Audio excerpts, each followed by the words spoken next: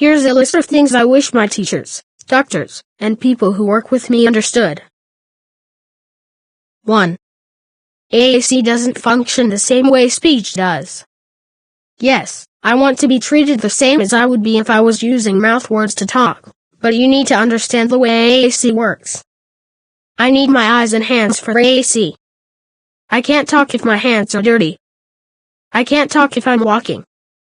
I can't talk if my hands are doing something else.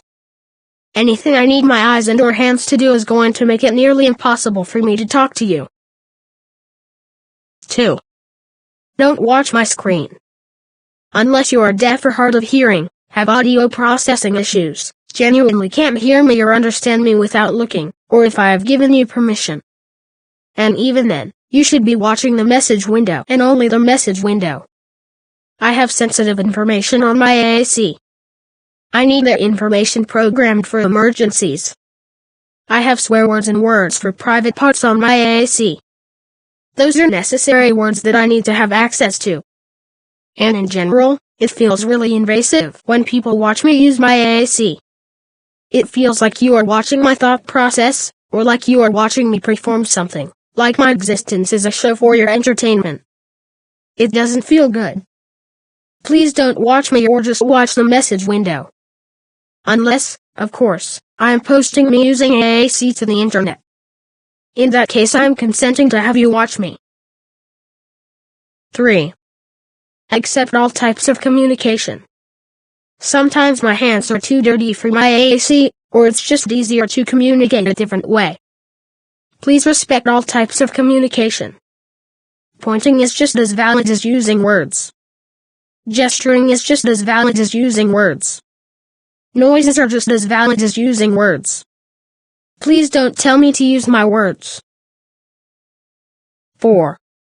You can't have the same expectations of me that you have of a fully verbal person. There are going to be times when things you deem inappropriate are the best way for me to get my message across. If someone is touching my AAC, I might shove them or squeal. Once they let go, then I might be able to find the button that says don't touch my AAC. If someone is doing something that hurts me, or invades my space, or makes me extremely uncomfortable, I might not have time to use my AAC to say stop. I might have to use my body or vocalizations to make them stop. Please respect this. This is me asserting my boundaries. AAC is not instant the way speech is. Gestures, physically pushing someone away, and noises are all much faster than AAC. And sometimes I just will not have the focus or ability to use AAC to tell them to stop. 5. Do not move my AAC, or, if it is absolutely necessary, put my AAC back where it was as soon as possible. Yes, I can move relatively well and can physically get my AAC. I also have OCD, and that makes it very hard for me to touch things and move things. There is also the issue that AAC has to be very accessible for me to use it. Moving my AAC even just a few feet can make it incredibly difficult for me to have my voice and have it heard. 6. Do not touch my AAC without asking. I can't touch your mouth without asking, and even if I asked, it would be considered a rude question. My AAC is my voice. It is not something for you to touch or play with.